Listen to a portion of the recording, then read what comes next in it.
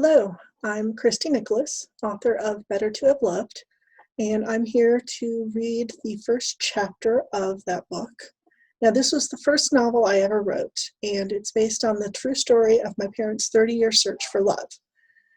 I have hopefully learned a lot of writing craft in the last 6 years since I wrote it, so I recently re-edited it, and this is the re-edited version. It's releasing again September 12th, 2020.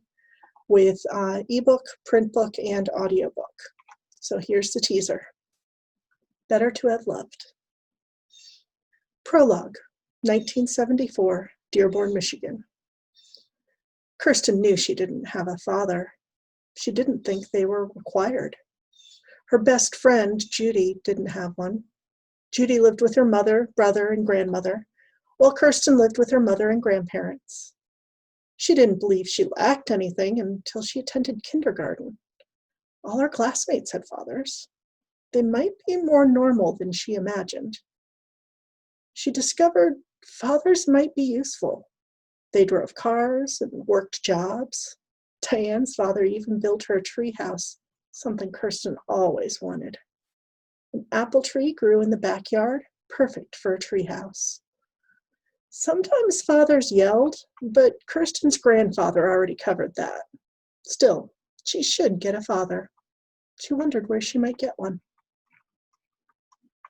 Chapter 1, The Grand House. February 16th, 1967.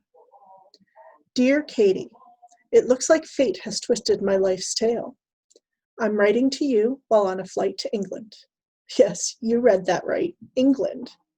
I'll be posting this from there, so you'll have seen it on the envelope. But why am I here, you ask? I shall tell you, sister dear. The children I took care of moved here for the next several months. Their mother transferred for specialized training in the church. Now I'm taking care of Eileen's 3 children and Percy's 2 children. They're quite a passel. I feel like Maria von Trapp on some days. And yes, I've taught them to sing my favorite things, at least passably well. It felt like herding cats getting them all packed and settled into the plane. Can you believe all my belongings fit into one enormous suitcase? I'm not much for gathering things anymore. Not after Mom gave away all my baseball cards, anyhow. I don't know if I'll ever forgive her for that. I collected some valuable cards there, including a Roger Marin rookie card. Well, such is life. I'll be in a town called East Grinstead, which is over an hour south of London. The name of the house is St. Hill, a huge mansion built for some muckety-muck nobleman. Wish me luck. Perhaps I'll find myself a British boyfriend like you did. Have you 2 set a date yet? He sounds groovy. What sort of music does his band play? Does he have a day job, or is he all about the music? You mentioned Larry got into trouble at school. Did you let him know I would beat him up if he dropped out? I should still be able to instill the fear of pain in our little brother. Give Mom a hug for me and tell Dad I'm thinking of him. Much love, Julie. Juggling her large battered suitcase and her portfolio over her back, Julie trudged up the gravel driveway to the huge manor house. Her feet complained about the lengthy trip from the bus stop, and the portfolio kept catching the wind, threatening to make her into a kite's tail with each gust. St. Hill Manor certainly appeared palatial. Perhaps it qualified as a palace. At least 20 windows showed on the facade. How many rooms did it have? Dozens of people shuffled in and out of the place, a beehive of activity. You, girl, have you checked in yet? A gruff voice with a London accent called above the din. Julie turned around to find an older man with a fringe of white hair pointing a clipboard at her. No, I don't know where. Over here, quickly now. What's your name? He flipped through the pages, looking up when she didn't immediately supply him with the information. Jensen, Julie Jensen, from Detroit. She put down her suitcase and portfolio while he searched for her name. The wind picked up, tossing her thick chestnut brown curls into her face. With disgust, she pulled them out of her eyes and repaired the ponytail loosened by travel. She glanced again at the grand house. Would he assign her to an upper room? Perhaps with a view across the extensive gardens. She beamed at the notion of waking up to such a view in the morning.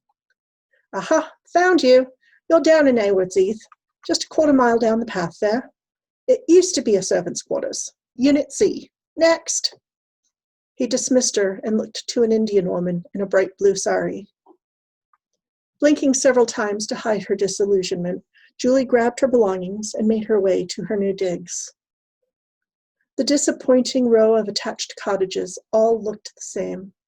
Sandy-colored stone with tin roofs, a depressingly small single window cut next to each door. She found the weathered C plate on the third one and knocked. After some shuffling inside and a muffled oath, the warped green door flung open. A small, round woman with brown hair looked her up and down. Yes, how can I help you? Her clipped British accent sounded refined and not unkind. The guy at the table told me to report here. Oh, you must be Julie. I'm Sheila. Come in, come in. Let me help you with your bag. Bloody hell, what have you got in here, rocks? A swirl of activity with several grunts and shoves later, and Julie got her stuff into one of the small bedrooms. The two bedrooms shared a tiny living area and kitchenette. Several paintings of the surrounding countryside and colorful rugs brightened the space. Sheila busied herself making tea and sandwiches, while Julie plopped down on the overstuffed sofa. Julie took a deep breath to calm her rising panic. She'd made it to her new place, her new job. Her travel, whether by plane, bus, or foot, had ended. Time to relax.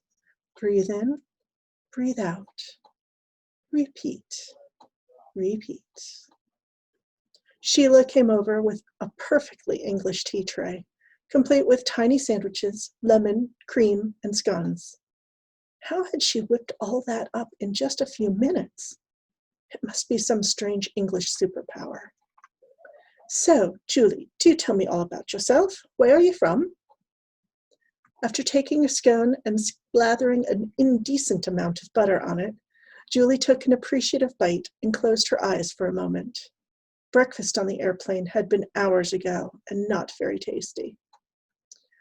I'm from Ohio, but my parents moved to Michigan after I turned 15, about 8 years ago. Then I moved to Washington, D.C. about 6 months ago. Trailing off, Julie fought against the memory of her ex-boyfriend, Jeffrey. She cleared her throat and continued. I started taking care of some children for a woman who worked for the church, and she got transferred. So here I am, out of breath and grateful for these delicious treats. She grinned at Sheila, who smiled back, showing a gap in her front teeth. Well, that sounds like a great deal of exhausting travel, Julie. I'm Sheila, and I've been here for about a year. My son, Anil, is 3. You'll meet him this afternoon when he gets out of the creche. His father stays over in the men's dorms. We're both teachers at the church, giving seminars in advanced theology. The two of us met shortly after we arrived. We're fortunate as there's just the 3 of us here. David has to share with 5 other men. Looking around the small apartment, no, they call it a flat in England, she felt grateful for small mercies. 6 adults in such a small space would have her running and screaming for the hills in no time. You can't get a place together? That must be very difficult. Oh, we might, but that costs more money than either of us make. We make do. There are hidden alcoves and paths in the woods if we want more privacy. Julie winked, and Julie's skin heated with embarrassment. Julie scanned the room for a change of subject and noticed no other doors. Sheila, I need to use the powder room, but I don't see one. Where is it? Powder room? Oh dear, you mean the loo, don't you? The toilet is outside, 3 doors down to your right. That's the first scene of Better to Have Loved. I hope you enjoy it. If you would like to get your own copy, it's available at greendragonartist.com in the book section. I will have it out as audio shortly and print shortly, and right now it's on pre-order for ebook. Thank you for listening and enjoy.